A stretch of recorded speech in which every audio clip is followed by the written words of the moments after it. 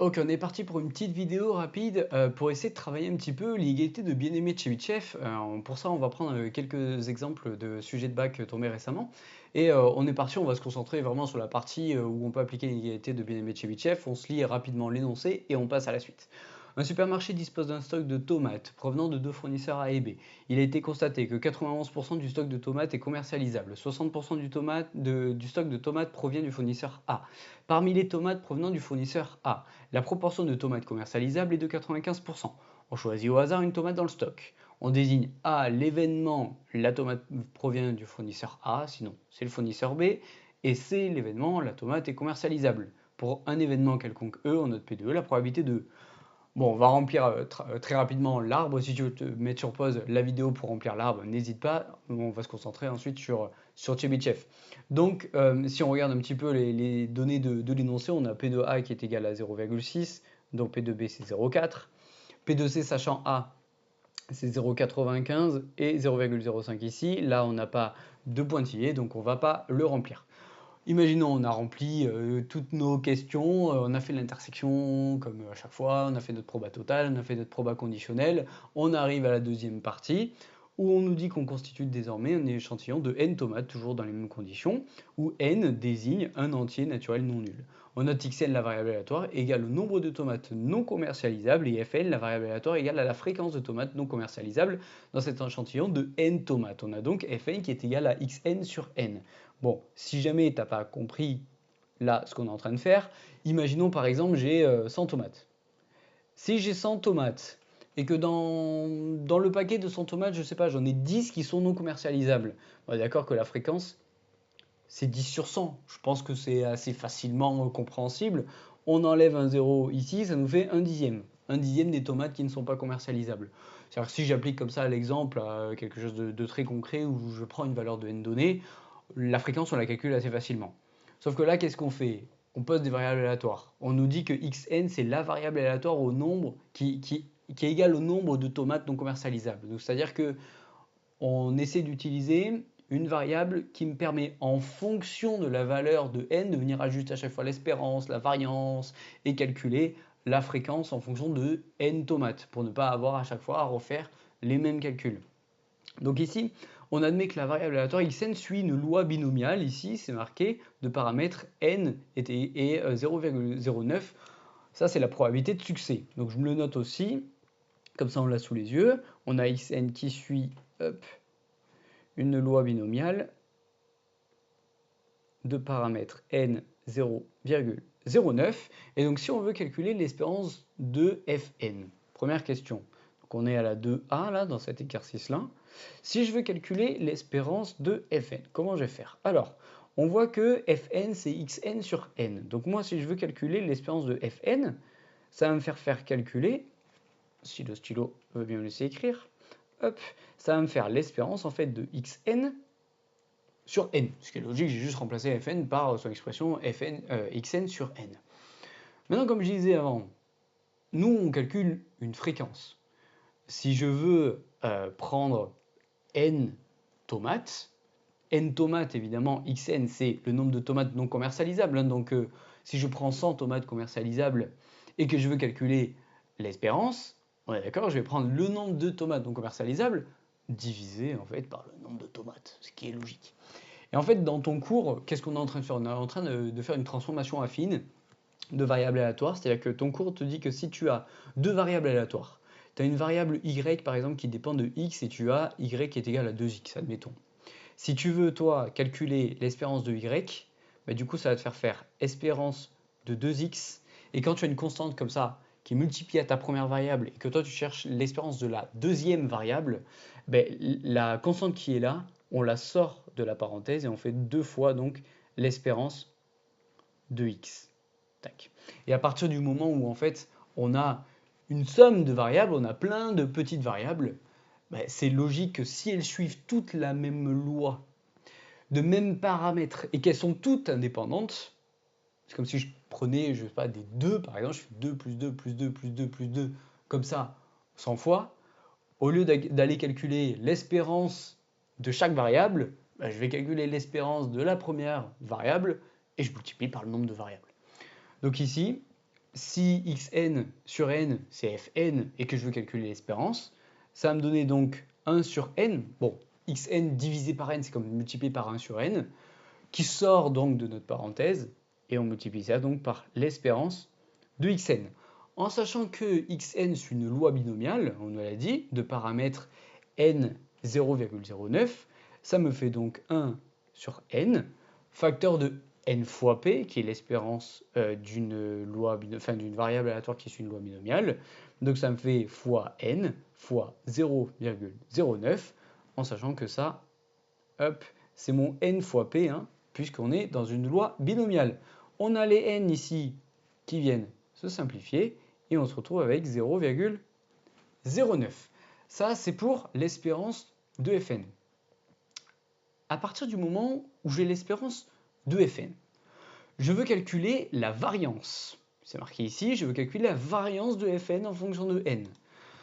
Alors, si je veux calculer la variance de Fn, tac, je vais donc faire la variance de xn sur n.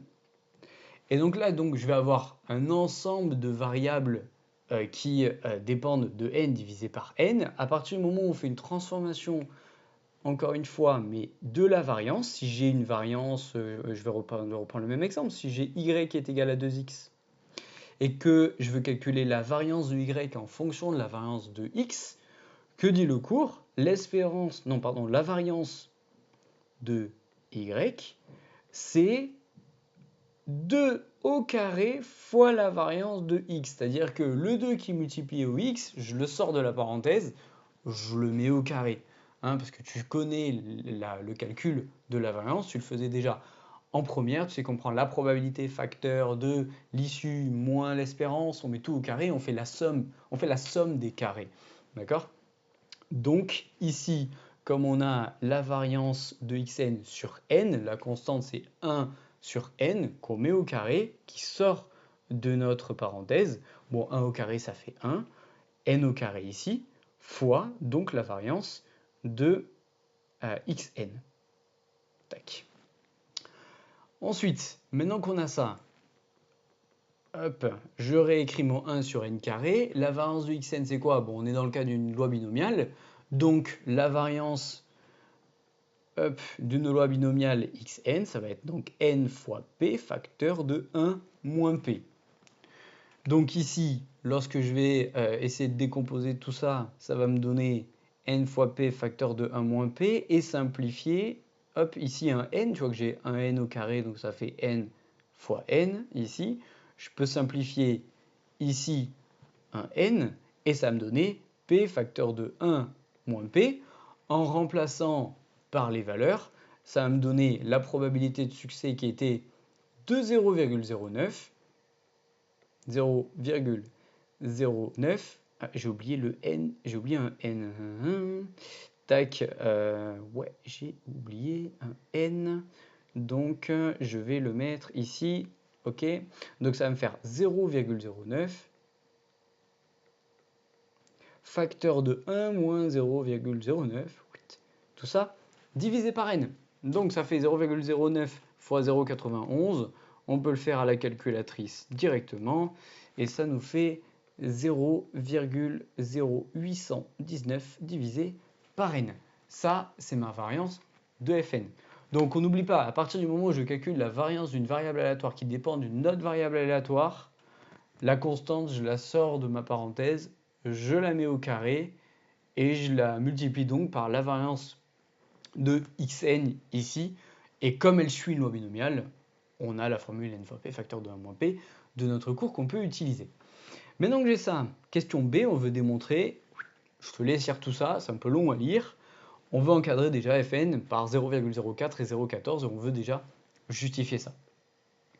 Bon, c'est là où on va utiliser en fait notre égalité de bien-aimé de Chebyshev. Au départ, qu'est-ce qu'on a? On veut encadrer notre variable. Pour encadrer notre variable, je mets juste le numéro de la question. Si j'y arrive.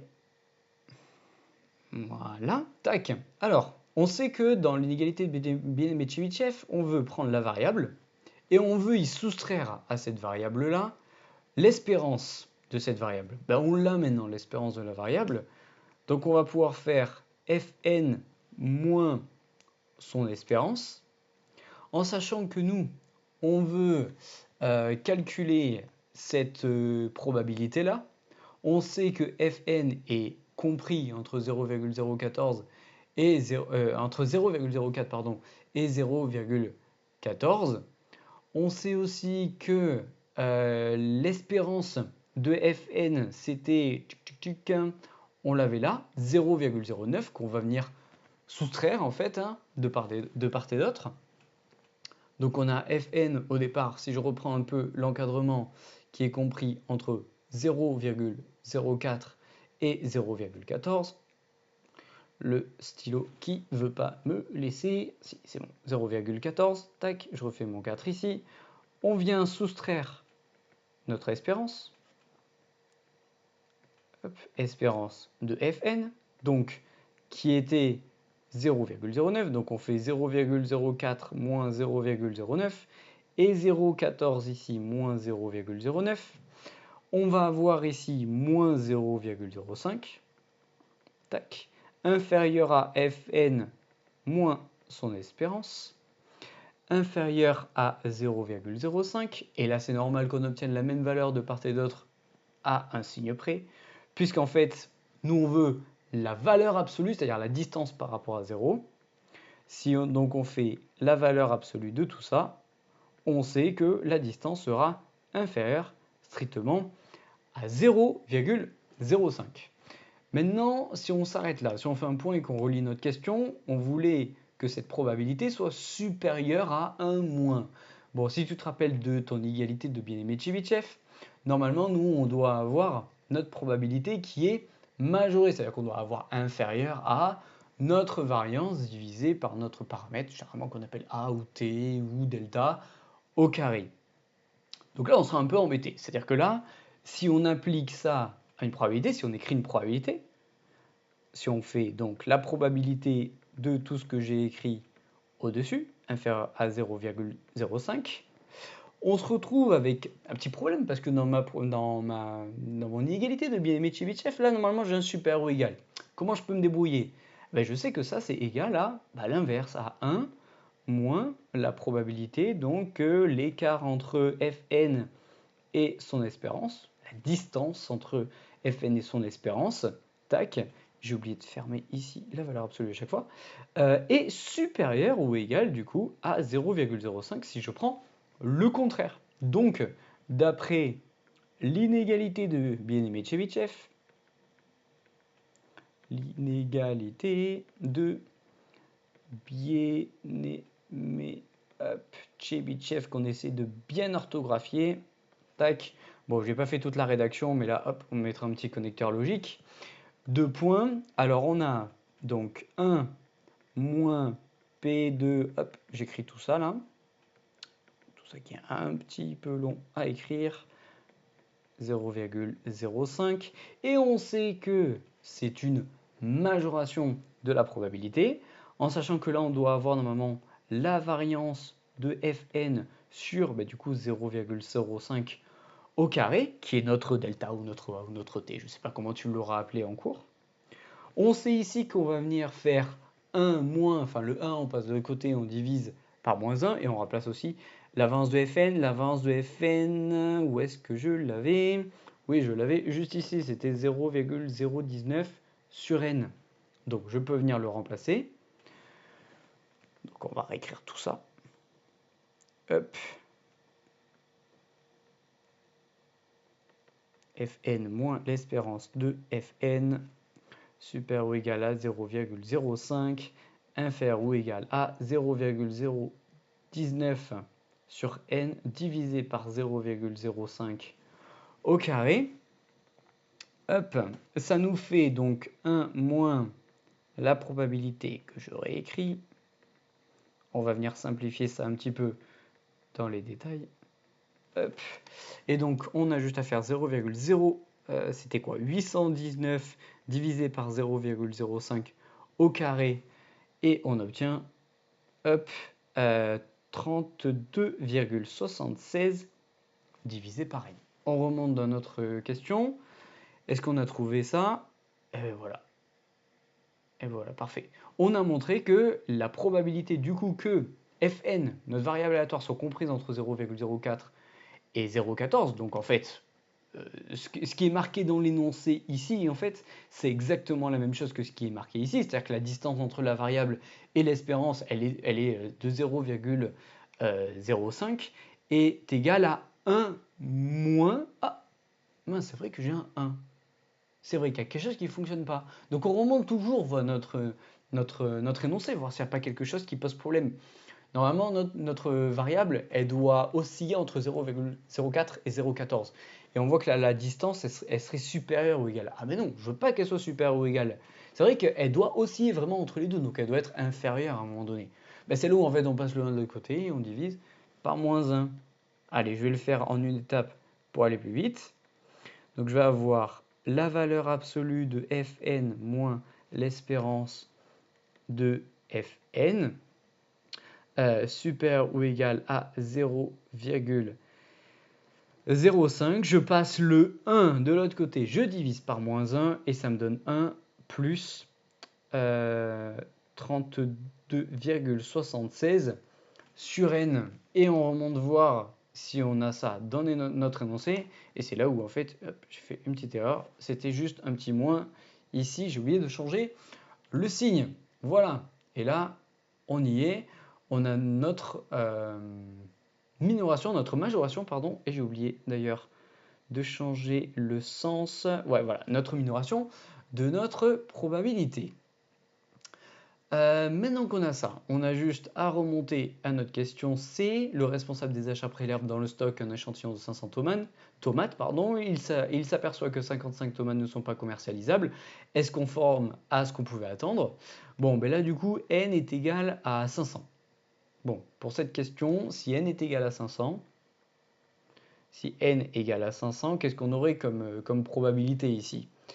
Alors, on aurait 1 moins 32,76 sur 500. On peut prendre notre calculatrice. 1 moins 32,76 divisé par 500, ça nous fait à peu près 0,934.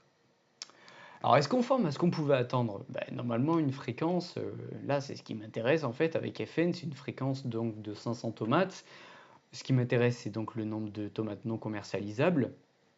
Si j'en ai 55 sur 500, si je calcule la fréquence, qu'est-ce que j'aurai? 55 sur 500, si je calcule ma fréquence, donc ce serait f de 500 en fait. F de 500, ce serait 55 sur 500. Si je fais mon calcul, j'ai 0,11. Et en fait, qu'est-ce qu'on a fait là juste avant? On a dit ici en fait que la probabilité que la variable aléatoire s'écarte de plus de 0,05 de son espérance et de 1 moins tout ça. Donc si je remplace avec n est égal à 500, ça me donne 0,93. Donc ça veut dire que cette probabilité-là, elle est au moins de 93%, enfin 93,4% environ, en l'ayant arrondi ici au millième. Et ça là, ça correspond à quoi? Ça correspond à une variable aléatoire qui oscille entre 0,04 et 0,14. Ça veut dire qu'il y a une probabilité en fait qui est supérieure à 93%, enfin une chance on va dire de 93%, que la fréquence de tomates non commercialisables soit compris entre 0,04 et 0,14. Et comme 0,11, il est compris entre 0,04 et 0,14, le résultat, il est conforme à ce qu'on aurait pu attendre. Voilà. Donc, maintenant que ça c'est dit, on a fait un premier exemple. Ce que je te propose, c'est d'aller faire un second exemple. Allez, je copie-colle un nouvel exercice.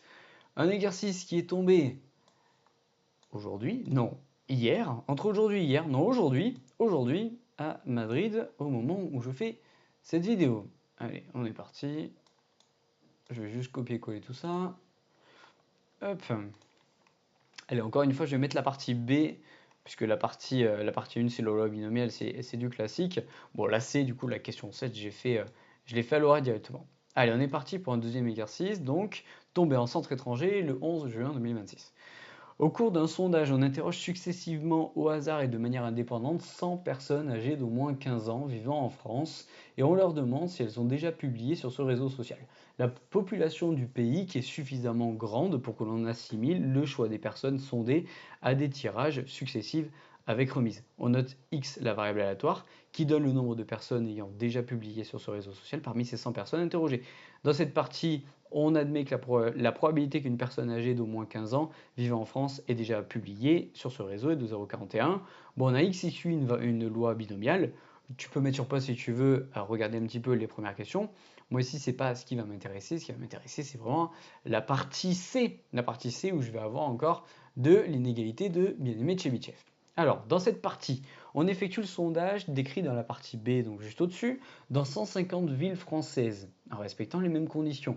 On note donc du coup 150 variables aléatoires qui donnent le nombre de personnes ayant déjà publié sur ce réseau social parmi les 100 personnes interrogées dans chacune des 150 villes. Et on note Y. Y, c'est donc la somme de toutes ces variables-là divisée par 150.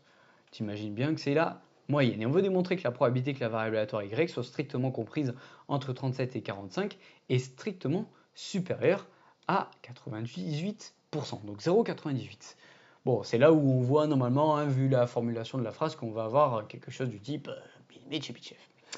Donc, ici, on a un ensemble de variables, une variable xi, on va dire, qui suivent une loi binomiale qui était notée juste avant, où on avait la probabilité de succès ici, et en sachant que on avait...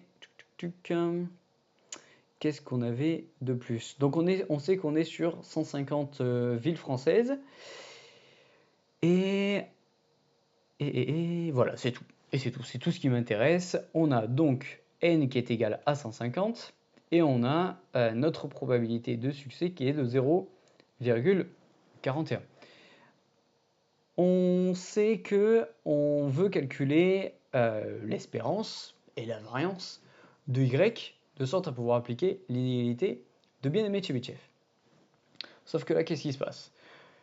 On veut calculer une somme, une moyenne de plein de variables aléatoires. Donc il faut d'abord aller calculer les espérances de x1, x2 jusqu'à x50 avant d'aller calculer l'espérance de y. On sait qu'on est sur un ensemble de villes françaises qui respectent les mêmes conditions. Les variables aléatoires, ça modélise le nombre de personnes qui ont déjà publié sur le réseau social. Et donc en soi, maintenant on a 100 personnes interrogées d'ailleurs. C'est 150 villes, mais 100 personnes. Voilà, j'avais loupé l'information ici. Non, elle est ici. 100 personnes interrogées. Donc ici, hop. Ici on a 100 personnes. Donc ça, hop, ça c'est mon N. Tac, voilà, c'est bien. Donc, si je veux calculer d'abord l'espérance de toutes ces variables. Bon, on sait qu'en fait l'espérance de xi plus l'espérance de x2, bon tout ça là, ça va avoir la même loi, donc le même résultat hein, au niveau de l'espérance, à chaque fois ça va être la même. X, donc on va aller jusqu'à 150 du coup, tac. Bon, on est d'accord que toutes ces espérances là étant identiques, je vais faire 150 fois l'espérance en fait d'une variable, sauf qu'elles suivent une loi binomiale. Je sais que l'espérance dans le cas d'une loi binomiale, c'est n fois p. N fois p, n étant ici, p étant ici.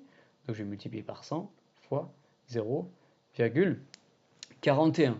Donc ça fait 150, alors 100 fois 0,41, 41. 41 fois 150, ça fait 6150. Donc ça correspond à l'espérance de ma somme des 150 variables. Si tu veux, on peut aller plus dans les détails. On peut aller faire l'espérance d'une variable d'abord. On fait 100 fois 0,41, ça fait 41. Ça, c'est le nombre moyen de personnes qui ont consulté le réseau social dans une ville. Mais s'il y a 150 villes, on multiplie par 150, ce qui paraît logique. À partir du moment où j'ai ça, du coup, je vais calculer l'espérance de y, en sachant que l'espérance de y, c'est donc x1 plus x2 plus etc. plus x 150. Hop, tout ça divisé par 150. Tac, alors du coup, il faudrait que je fasse plutôt que je réécrive espérance 2 ici, ce serait mieux. Voilà. Et donc du coup, on reprend la même chose que tout à l'heure, on sait qu'on va avoir 6150 qui est l'espérance de tout ce que j'ai au numérateur, divisé par 150. Donc, bon, je peux mettre dans les détails 1 sur 150 fois l'espérance de x1 plus, etc. Mais je l'ai déjà de toute façon calculé juste au-dessus. Ça fait donc 1 150e fois 6150. Si je fais le calcul de ça, ça me fait 41. Maintenant qu'on a ça, on va calculer la variance. La variance donc de toutes ces variables aléatoires là. Tac, plus, etc. jusqu'à 150. On est encore dans le cas d'une loi binomiale où on a donc la variance de x qui est égale à n fois p facteur de 1 moins p, et on sait que ça on l'a 150 fois, encore une fois. Donc là, on a 150 fois, alors n fois p du coup c'était mon espérance que j'avais au-dessus qui était 41 du coup, 41 facteur de 1 moins ma probabilité de succès qui est de 0,41. Je fais le calcul de tout ça. 1 moins 0,41, tac, et ça fait 3628,5. Donc je répète, on a 150 variables. Ça, c'est mon n fois p, c'est-à-dire ça, c'est mon espérance d'un xi en fait. Tac. X, je vais mettre la parenthèse où il faut. L'espérance de xi. Ça, c'est mon 1 moins p, c'est-à-dire que ce que j'ai là, si j'y arrive, s'il veut bien me laisser prendre le surligneur, voilà, ça c'est mon 1 moins p, et le 150 que j'ai ici, c'est parce que j'ai 150 variables. Donc la variance fois, la variance d'une variable aléatoire fois 150 me donne 3628,5. Maintenant, à partir de ça, il faut que je calcule la variance de y. Donc la variance de y, c'est la même chose que tout à l'heure, c'est la variance de x1 plus, etc. jusqu'à x 150. Tout ça divisé, pas par n, mais par 150. Et donc comme tout à l'heure, 150, mon 1 divisé par 150, qui est ma constante, je la sors de la parenthèse, ça me fait 1 150e, par contre, mis au carré, comme c'est une variance, hop, fois, du coup, 3628,5. Si on n'avait pas fait la variance de cette somme de variables, on aura encore multiplié par 150 pour multiplier ensuite par la variance d'une seule variable aléatoire. Donc là, on fait notre calcul à la calculatrice, et ça nous fait alors une valeur qui aurait pu être un peu mieux, mais bon, on fait avec 2419 divisé par 15 000, ce qui fait à peu près 0,16. Tac. Voilà, maintenant qu'on a ça, on peut utiliser bien-aimé Chebyshev. Bon, je passe la rédaction pour pas prendre trop de temps. Hop.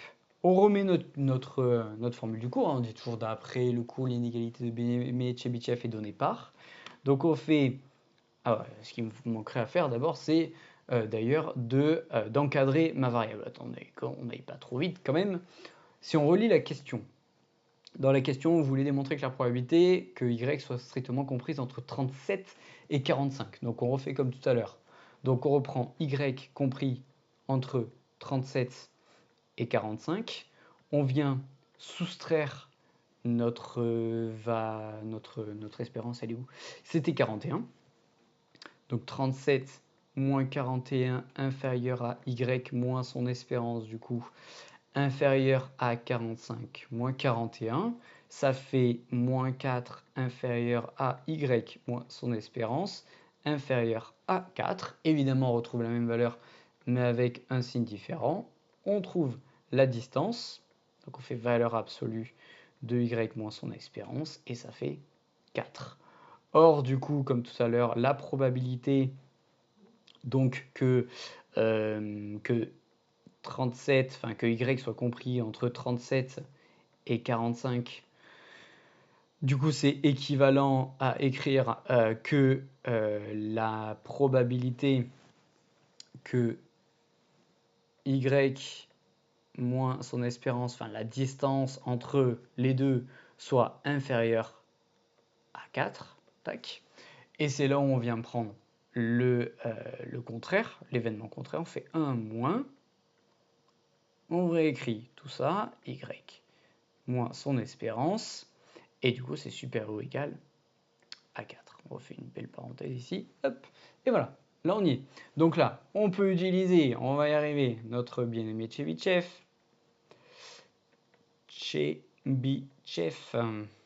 Tac. Allez, maintenant qu'on a ça, on peut écrire notre majoration, y moins son espérance, supérieur ou égal à 4, et inférieur ou égal à... Alors, la variance du y, c'était 2419 sur 15 000. Donc 2419 sur 15 000, donc divisé par t au carré, donc 4 au carré. Tac. On est parti pour calculer ça. On regarde juste une chose. Ce qui est important de regarder dans l'énoncé quand même pour être sûr de ne pas se tromper, on voulait que cette probabilité soit strictement supérieure. Donc si on regarde un petit peu là, on n'a pas du supérieur, on a du inférieur. C'est là où en fait, heureusement qu'on a le 1 moins devant qui va faire que quand on passe le 1 de l'autre côté et qu'on divise par moins 1, on changera le sens de l'inéquation. Donc si on le fait justement, hop, ça va me donner... Alors, il faudrait que je fasse le calcul. Alors, 2419 divisé par 15 000, le tout divisé par 16, donc... Ça fait 83 sur 80 000. Bon, je passe le 1 de l'autre côté, je divise par moins 1 peut-être. Non, je vais mettre un petit peu de détail. On va avoir 83 ici sur 80 000. Je vais laisser donc le 1 moins. Hop.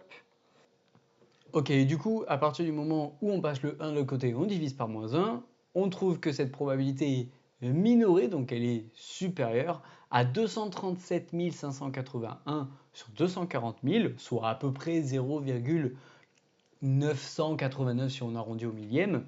Bon, si on remonte un petit peu sur notre exercice, qu'est-ce qu'on voit que, en fait, on a exactement ce qu'on voulait. C'est-à-dire qu'on voulait que cette probabilité soit strictement supérieure à 98%.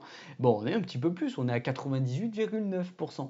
Donc, qu'est-ce que ça veut dire? Bon, si on reprend notre situation, Y, c'était le nombre moyen, au final, de personnes interrogées sur les 150 villes qui ont déjà publié sur réseau social. Et cette probabilité, elle est supérieure à 98%. Lorsque la probabilité, enfin que la variable aléatoire est comprise entre 37 et 45. Donc ça veut dire qu'en moyenne, sur ces 150 villes, il y a plus de 98% de chances qu'il y ait entre 37 et 45 personnes qui ont déjà publié sur ce réseau social. Voilà pour l'interprétation. Si y a quelque chose qui n'est pas clair, si tu as des questions, n'hésite pas, j'y réponds avec plaisir.